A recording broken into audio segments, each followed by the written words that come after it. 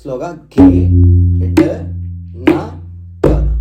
Okay, గిడనక గిడనక తిత్, గిడనక తిత్. మళ్ళీ స్లోగా గే డ త, దీన్ని నా అంటాం ఇక్కడ తక్కువ గిడనక ఆర్ గిడనక గిడనక తిత్. సో దీంతోనే బోల్ అంతా ఉంటుంది ఫ్రెండ్స్.